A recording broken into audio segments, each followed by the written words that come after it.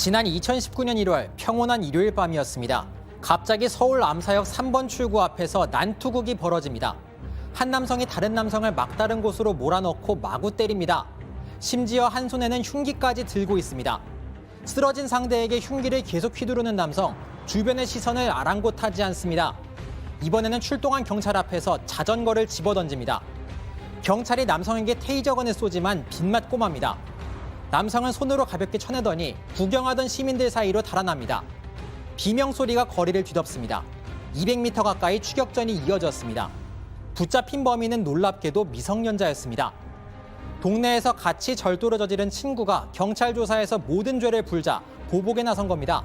사건 자체도 충격적이었지만 경찰의 초동 대처도 비판을 받았습니다. 경찰 여러 명이 커터칼을 든 미성년자 하나를 제대로 제압하지 못해 자칫 인질극이라도 벌어졌다면 어떻게 할 뻔했냐는 지적이 줄을 이었습니다. 오늘 사건 엑스파일에서는 암사역 흉기 난동 사건, 그날로 돌아가 보겠습니다. 자, 보통 제가 이 관련 자료를 좀 찾아봤더니 경찰들이 이제 총기 같은 경우는 교육을 받는답니다, 정기적으로. 근데 테이저건 같은 경우는 사격 교육이 또 의무 사항이 아니라고 하더라고요.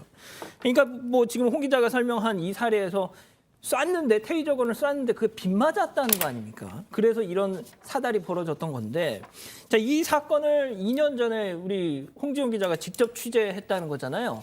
그 전후 좀 내용을 좀 다시 한번 정리해 주시죠. 2019년 1월 13일 일요일 밤에 벌어졌습니다. 암사역에서 보통 다 집에 들어갈 시간이에요. 그런데 난투기 벌어져서 그 영상이 유튜브에 올라왔습니다. 크게 이슈가 됐죠. 지금 영상이 다시 나오고 있죠. 영상처럼 난투극이 벌어집니다. 처음에는 주먹질과 발길질을 했는데요. 급기야 한쪽에서 흉기를 휘두르면서 싸우기 시작해요. 발길질하면서 넘어진 쪽이 이제 흉기에 맞게 되는 피해자고요. 이제 흉기를 들고 계속해서 구석에 몰아놓고 공격합니다. 흉기를 마구 휘둘러서 일단 먼저 그 몽키 스패너 있죠. 몽키 스패너로 때리고 그 다음엔 뒷주머니에서 커터칼을 꺼내요. 그래서 커터칼로 이렇게 휘두릅니다.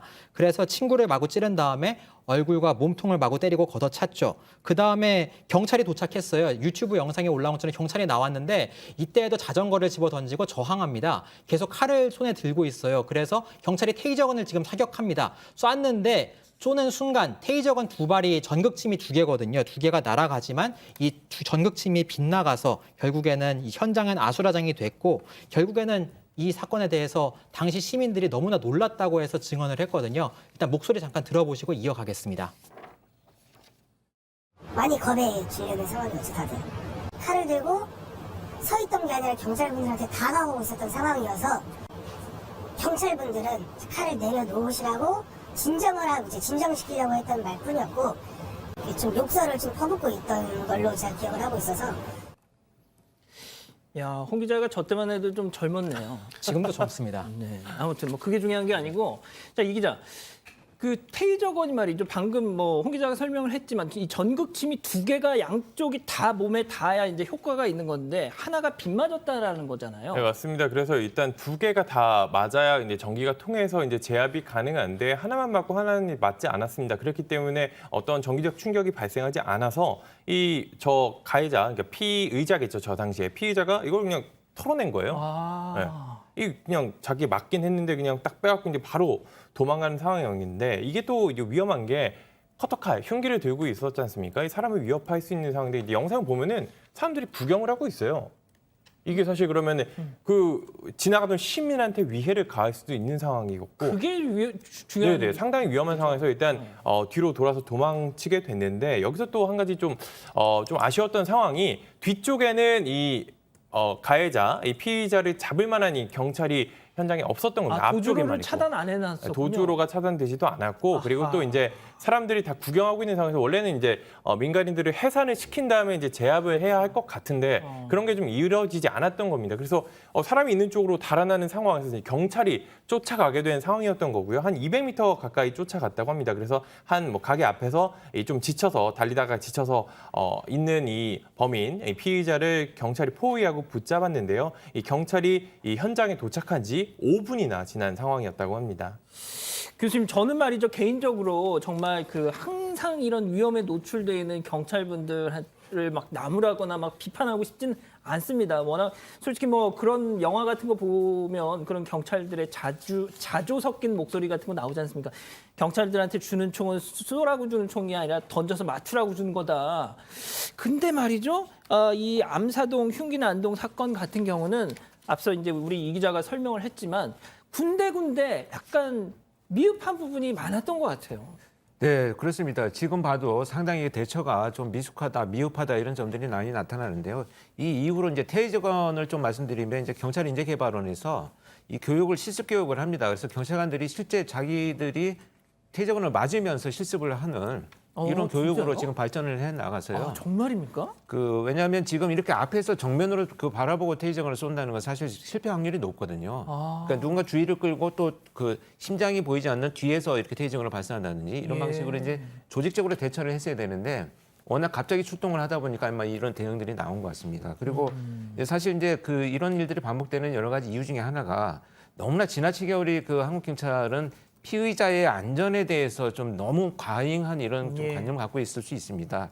근데 왜냐하면 주변 시민의 안전과 피의자의 안전을 두 개를 다 이렇게 자기 자신들이 책임을 져야 하는 입장이다 보니까 좀 이렇게 좀 쉽게 말하면 좀 과격하고 적극적인 대응을 하지 못한다 이렇게 보여지는데 어쨌든 그 원칙이라는 것은 조금 아직까지 만들기는 어렵습니다. 왜냐하면 이 원칙이 어떻게 되어 있냐면요.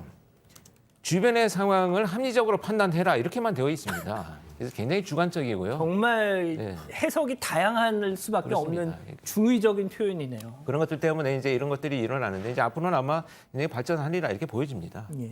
아무래도 이제 권위주의 정권 시절 이 경찰의 어떤 인권 탄압 뭐 이런 그 역사적인 배경 때문에 유독 우리나라 경찰의 어떤 이런 어떤 진압 이런 것들에 대해서 좀 적용되는 이 잣대가 좀 센 편이긴 하죠.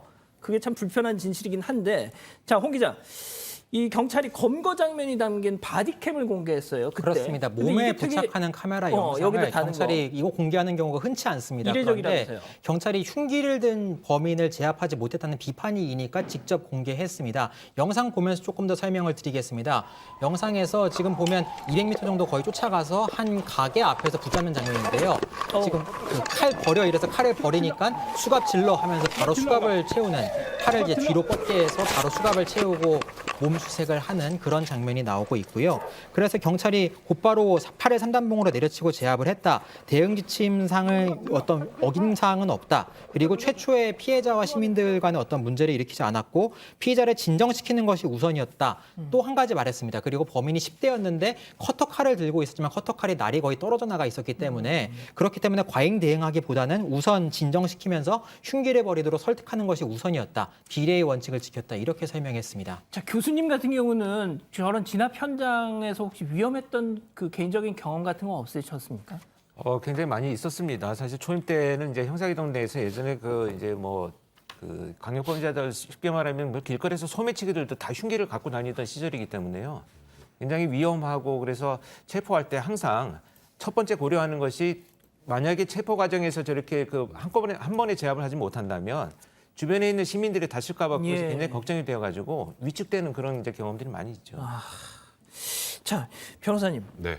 그러니까 이런 장면을 보면 왜 우리 경찰은 미국처럼 못하냐, 그냥 미국 그냥 뭐 손 올려 했는데 그거 안 올리면 그냥 팍 이렇게까지는 아니더라도 근데 미국은 우리랑 조금 상황이 달라요. 미국은 총기 휴대가 되기 때문에 거기서 미적거리다 갑자기 범인이 총을 쏴버리면 경찰이 오히려 피해를 입을 수 있기 때문에 거기는 좀 더 강하게 공권력 행사를 하는 것이고 우리나라는 자꾸 이제 비례 원칙을 지켰다. 과잉 진압이 아니었다. 이런 얘기를 쓰는 건 이제 아까 말씀드렸던 것처럼 권위주의 시대 때 경찰의 그러니까 인권 침해상이 아직 국민들에게 많이 남아 있었다는 예. 측면도 분명히 있는 것 같고 또 하나는 이 비례 원칙이라는 게 내가 보호하려고 하는 것보단 이 침해되는 법익이 더 크면 안 된다고 생각하는 거거든요. 그러니까 20대 소년을 경찰 입장에서는 다른 시민들을 위해할 가능성이 별로 없으면 최대한 설득해서 좀 검거를 해야지 여기서 더 세게 나갔다가 오히려 우리가 과잉 진압하는 것 때문에 문제가 될 수 있으니 비례 원칙을 지켰다고 하는 건데 사실 아마 많은 시청자분들도 마찬가지실 거예요. 아유, 우리나라 경찰은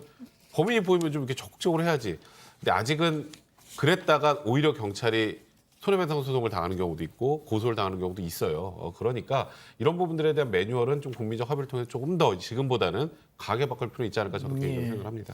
자, 그래서 뭐 경찰청에서도 새로운 규정 같은 걸 뭐 마련했다고요. 네, 그 당시에 이제 새로운 규정을 이제 심의 의결해서 경찰청 얘기로 발령을 했는데요. 뭐 저희가 이 5가지로 나눴습니다. 이제 범인이 통제에 따르는 수능 단계에서는 이 말과 수갑을 이용해서 상대를 제압할 수 있도록 지금 나오는 저 그림대로인데요. 그다음에 이제 소극적으로 저행하는 경우에는 신체를 잡거나 경찰봉으로 밀 수 있고요. 이 도주를 시도하거나 경찰을 밀치는 등 적극적인 저항에 가서야 이 가스총을 쓰거나 신체를 눌러서 제압할 수 있습니다. 그다음에 경찰이나 시민을 향해 뭐 물리적인 주먹이나 발을 사용하면은 테이저건을 쓰거나 경찰봉 방패로 때릴 수 있고요. 그 이후로 가장 좀 심각한 단계 흉기를 휘두르거나 총기를 사용하려고 하면은 경찰봉과 방패로 머리를 제외한 모든 부분을 이제 제압할 수 있도록 규정을 해놨습니다. 이 마지막에 최후의 수단으로서 이 권총도 사용할 수는 있도록 규정을 해놨습니다. 자, 그런데 실제 상황에서 저런 규정에 맞춰서 그걸 할 수 있는 상황이겠습니까? 지금 막 당장 내 눈앞에서 막 칼이 왔다 갔다 하는데. 자, 변호사님 어쨌든 이 어떤 판단이 나왔습니까? 재판부에서는? 네, 일단 1심에서는 징역 2년에 집행유예 4년, 집행유예를 선고해서 풀어줬습니다. 그런데 이제 1심에서 집행유예로 풀어줬는데 이들이 또 절도를 저지르다가 구속이 됐어요. 그랬군요. 그러니까 원래 1심에서는 이제 어리고 하니까 뭐 보복범죄 전력도 이번 빼고 없었으니 사회화를 해서 나가서 다시 정상적으로 살길 바랬지만 그게 이루어지지 않았죠. 그래서 이제 항소심에서는 징역 2년의 실형을 선고를 했고요. 그리고 대법원에서도 이게 확정이 됐습니다. 자, 오늘 얘기는 이 정도로 정리하죠.